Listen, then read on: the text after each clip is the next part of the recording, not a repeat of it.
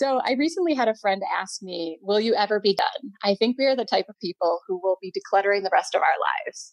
The old me would have agreed with her observation, but I do realize that I've come a long way with new habits.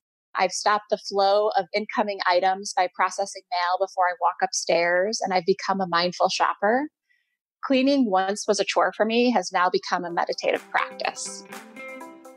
Welcome to Spark Joy, the podcast dedicated to celebrating the KonMari method and the transformative power of surrounding yourself with joy and letting go of all the rest. With your hosts and certified KonMari consultants, Kristyn Ivy and Karen Sochi. And now, here's the show. Our guest today is Tara Latta. Tara is one of my clients. We've tidied together for 15 hours over a 4-month period, plus a recent 2-hour virtual tidy to address some of her sentimental items. So she is a For the Love of Tidy graduate of Tidy. Today, we will take a deep dive into her KonMari tidying journey and the impact it's had on her life. Welcome to Spark Joy, Tara. Thank you so much for having me, Karen and Kristyn. I've learned so much from your previous guests, and it's an honor to share my journey on my favorite podcast. So glad you're here. Now, before we jump into discussing your tidying progress, let's take a step back. Can you remember the moment when you were first introduced to KonMari or the book, The Life-Changing Magic of Tidying Up? And what was going on at that point in your life that made you decide to commit to this KonMari path? Sure. So organizing was a topic of interest among my friends, as many of us were lugging around more personal items than necessary since our college days. I first bought The Magic of Tidying Up in January 2015, hoping this might be the magic bullet to declutter my home once and for all. I read the book and finished both clothes and book categories, but hit a block at papers, which became a pattern over the next few years for me. A very common theme in why people decide to get organized, that they see that they have accumulated way too much stuff over a long period of time and have just decided that it's the time to do it. The motivation is there and they're ready to go. What about the moment that you decided to hire Kristyn? Was there something about hiring a professional and making the investment that made you decide that this was something that you wanted to look into? Yes. Like many others, I watched the Tidying Up with Marie Kondo Netflix series, and I was re-inspired by the methodology. Because I had started KonMari and stopped at the paper category several times over the years, I accepted that this time I really needed support and accountability. I also knew that I gained energy from body doubling, which is basically when an individual feels more focused by the presence of another person. So at that time, I conducted a Google search and I found Kristyn's website, which I found to be very warm and inviting. We had an initial phone consult to determine our fit, and I immediately felt connected to Kristyn, and I was excited about the prospect of working with her. We started at the end of last year, and I went at my own pace. The process took me 9 months, and so I like to tell people now that I birthed a home full of joy. You sure did. And your home and your circumstances were very unique. So I'd love for you to tell Spark Joy listeners about your project, the space that we had before us. Sure. I share in an 1,100 square foot apartment in Chicago with my husband, Ben. And in terms of volume, while I have a smaller space, the amount of clutter that I had was very dense. I had over 25 boxes in 3 of the KonMari categories that included paper, kimono, and sentimental. There was a very particular type of box you used as well to store things.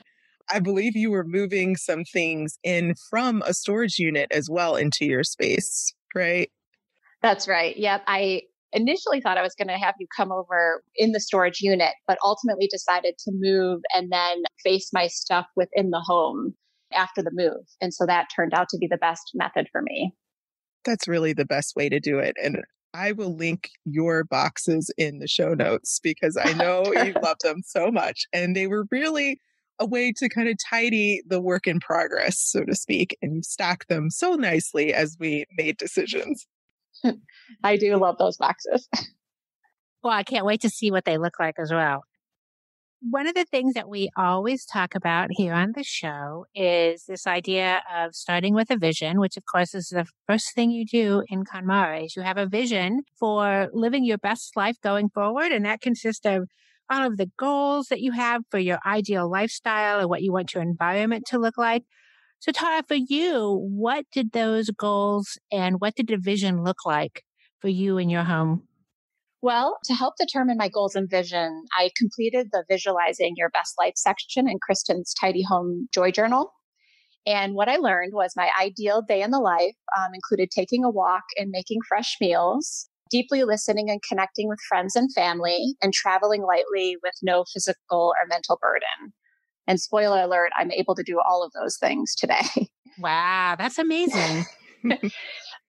A few other things that I learned is my ideal living environment included everything has a home and everything I see brings me joy. My personal mantra became there is space within the space. And my aspirational and anchoring word for this year is spacious.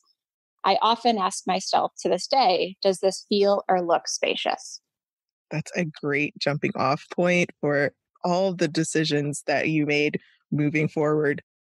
Did you feel that any time during the moments that we spent together that you had to make some temporary sacrifices in order to make room for the decisions and the time where you had to tidy with me or independently in between lessons?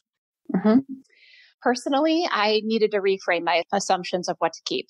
I would say that I am a third generation paper collector. And so, with that, I had to challenge the belief that every paper document should be saved and organized in a filing cabinet.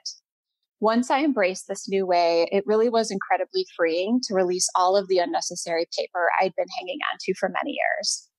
I think most people find that when they begin to let go of paper, there's a big sigh of relief when they finally begin to let go of that paper. And it's like a big snowball. You let go of a little, and then all of a sudden it's like, okay, this feels good. Let's just keep going. But yeah, I love that. I love that moment.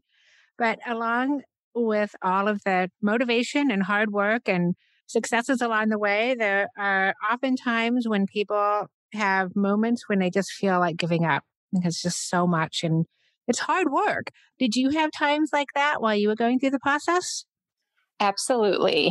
I felt blocked and overwhelmed a few times during the process. One remedy was finding community in the Spark Joy Club, Reddit, and Discord. I also found concrete support using Saya Hillman's Cross It Off Day, which is basically spending the day with other folks to work on your personal task list. Another thing that I would do is I would try to quickly assess my overwhelm by asking a few questions. Is there too much clutter out for this current round of sorting? Is the workspace clean? Am I maintaining the categories I've already finished? I would say that my longest block was during paper, which is no surprise given my history. And unknowingly, I was making a major mistake. I was very clear that paper items such as birthday cards should be moved to the sentimental category, but I was struggling with certain paper items that I deemed should not be sentimental, but I still had an emotional attachment. And I later learned that they really should be moved to sentimental. I was also creating a narrative that I had a paper problem. And it was helpful to hear Kristyn state in one of her previous videos that paper has such a low joy factor. Don't give it energy or attention. That insight really helped push me over the hump. My tried and true method for feeling stuck was reminding myself of the levity and happiness I felt when I finished clothes with Kristyn. It was the first time I looked in my closet and every piece of clothing and accessory brought me inherent joy. I thought that feeling would fade over time, but I still smile ear to ear when I walk in the closet. And I would think to myself when I was feeling stuck, what if my entire home gave me that feeling? That's a great tip for anyone who is stuck during this process, just to take a moment and recognize the progress that you've made so far and to check in to see if you are maintaining the spaces that you've already handled, like in your case, Tara, the kitchen and the closet as well. So do you feel like even till this day, those still make you smile? And even though you have some sentimental things and maybe some excess paper as well to work through, those spaces are still recharging you? Absolutely. I have come a long way with my new habits over the course of my journey, and I've made a concerted effort to maintain those completed categories while as I worked on new categories, knowing that this was practice for my new lifestyle. Yay. I recently had a friend ask me, will you ever be done? I think we are the type of people who will be decluttering the rest of our lives. The old me would have agreed with her observation, but I do realize that I've come a long way with new habits. I've stopped the flow of incoming items by processing mail before I walk upstairs, and I've become a mindful shopper. Cleaning once was a chore for me has now become a meditative practice. Great. You even bought some board games, I think, for your relatives during the holidays. I remember that was a really thoughtful gift too. Yes, especially with the recent quarantine, we've been enjoying a lot of board games. The question, does it spark joy, is a simple one, but not so easy to execute alone. Extend your tidying experience by joining the Spark Joy Club, our online community filled with our clients, fellow listeners, and KonMari enthusiasts ready to support your journey. If you find yourself buried under clothing, stuck on storage, or pointing fingers at untidy housemates or family members, we want to help you finish your tidying journey once and for all. Support the show at the Joy Riser level and receive access to our exclusive virtual community, as well as the Tidy Home Joy Journal, your #1 tidying companion. Visit sparkjoypodcast.com and click on Join the Club to get started. And now back to the show. Now that you're on the other side of your decluttering process, and as Marie says, just as you stated, this is the time that you're doing it once and for all. Have you shifted your time and energy to improving other areas of your life beyond your home? Yes, I do think there's a connection for me with the heaviness of physical clutter and physical weight. And so since I've started my KonMari journey, I've lost 30 pounds. Oh my gosh. Yes. And I was not on a diet, so I do credit it to this process. Karen Kingston wrote in her book, Clearing the Clutter, after you've cleared the junk out of your home, it doesn't feel right to keep putting junk food in your body. And I do think that's what's changed in me. Wow, love that. What about your career, and we'll lump finance in with that one as well? Yes. So with career, one thing about me is I've loved to work since I was 10 years old, and I've spent my entire life building my experience and skills. My mom was diagnosed with stage 4 cancer, and through this tidying journey, I've taken a sabbatical from work to spend quality time with her and the rest of my family. I'm also very passionate about mentoring and uncovering insights, and I finally made the leap to join a coaching certification program to continue to foster those skills. It's truly been a transformative year to myself of who I am and how I want to show up for friends and family. I learned through this process that I'm a thoughtful gift giver, but I have not been as thoughtful with my own purchases. I've evolved into some mindful spending, and I have an intention and purpose for each new item and a clear idea of where it'll be stored. I also have a newfound joy meter, and I've only bought 2 decorative pieces since my journey started. Both items were off the joy charts. Wow, that's so great. Well, what about relationships? How have those changed in your life since you have completed your KonMari journey? I would say that I'm more present with my friends and family. And that was one of the things that I had set off on this journey, was to really be a deep listener and to spend my time, present with my friends and family. And I absolutely have accomplished that through this journey. What was very interesting about our time together was that we actively tidied before COVID existed and after. And we also tidied in person as well as virtual. So you had a bit of a combination of KonMari guidance. I'm curious how the KonMari lifestyle impacted your quarantine lifestyle. Did you feel like having this joy meter and all of the other lessons that you've already shared with us helped you make the best of this time at home?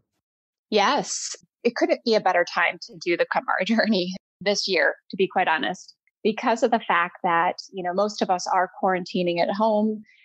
We have little control over how long this is going to last, what it's going to look like in our, communities. But one thing I did feel control over was what I could do day in and day out within my home. And so it allowed me to really focus my time and energy on the work that I needed to do through this journey to really focus in on my day-to-day habits. And I had a lot more time to do that. So I'd say that the quarantine, as we've spoken about before, Kristyn, is there's no more FOMO. So there's Right. plenty of time to really face our personal belongings and make some decisions about where those things belong, whether in our home or, releasing to the universe. Amazing. And of course, as a dedicated Spark Joy listener, we can't leave you without asking at this very moment, what sparks the most joy in your life? Summer. Bring on the sun and humidity for me. Summer was not canceled, and I'm very grateful for the quieter moments this summer, like eating a home-cooked meal, dinner outside with my mom, watching my 4-year-old niece run through the sprinkler, and taking a walk in the fresh air. That's so great. I also have found that I unexpectedly really like being outdoors. I've actually had 4 outdoor dining experiences at our new outdoor living restaurant. And I'm like, this is kind of nice. I don't mind this at all. And I was always like, I want the coldest back corner in the restaurant. So yeah, it's kind of interesting. We really have had a chance to explore the sun and all of the things that summer brings this particular year. I think that's a great thing to bring you joy. So now I'd like to ask, do you have any parting words of wisdom for a listener who may be struggling with getting through their KonMari tidying event, or maybe they are even thinking about this idea of hiring a KonMari consultant to help them along the way? In terms of the KonMari process, I believe it is one of the best inexpensive methods for self-discovery. As you let go of items that no longer serve you, you make the physical and mental space to become who you want to be. Now, in terms of investing in a KonMari consultant, without a doubt, hiring Kristyn has been one of the best decisions for enhancing my life. I wanted to work with an expert, and consultants have a wealth of knowledge from spending thousands of hours working with clients. Every session, I felt motivated and inspired with nuggets of wisdom and customized ideas of how to sort through and store my belongings. My last session with Kristyn was a virtual session on the sentimental category, which had a mix of decorative pieces and paper. It was budget-friendly and equally effective as an in-person session. I'm looking forward to future virtual sessions as I work through my digital clutter next. We're all spending a bit more time at home these days for the health and safety of ourselves, our family, and our community. Are you feeling a little too close to your clutter for comfort? Maybe you're buried under stuff in the home office or craft space, or you're trying to carve out dedicated space for work or homeschool in your basement or on your dining room table. Or maybe you've noticed just how much time you're wasting looking for important papers and emails instead of shifting your time, energy, and resources towards the things that truly matter. During quarantine, my number one priority is to get as many people as possible clutter-free and prepared for the other side of this challenging season. If you're regularly asking yourself, where should I put this? Or am I letting go of enough? Or am I even doing this right? As you KonMari, a customized virtual tidying experience may be the perfect next step for you. While stay-at-home ordinances are activated, I'm continuing to offer virtual KonMari-based active tidying lessons, including a Tidy Desk special, perfect for those working or learning from home. Visit fortheloveoftidy.com and click Free Consult to discuss the various virtual organizing options available to help you dig out and choose joy once and for all. And I so look forward to continuing to work with you, Tara. And thank you so much for sharing all of your great insights and really walking us through. Thank you for having me as a guest on your show. It's been a pleasure speaking with both of you. If you'd like to hear and see more about Tara's home and her project, you can check out our article in Bloomberg, Purging Your Stuff is the New Conspicuous Consumption. We were both featured in that article, and you get to see the beautiful Chicago skyline that is Tara's backdrop for her home. So now we want to hear from you. Tell us your burning tidying questions or share stories about how KonMari has impacted your life. Head over to Apple Podcasts to subscribe and review the show, which helps us reach others along their tidying journeys. To extend your tidying experience, you can join the Spark Joy Club.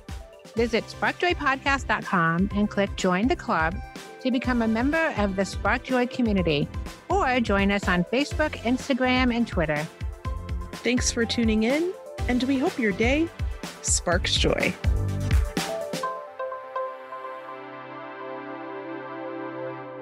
Thank you for listening to Spark Joy with your host, Kristyn Ivy of For the Love of Tidy in Chicago and Karen Sochi of The Serene Home in New York City.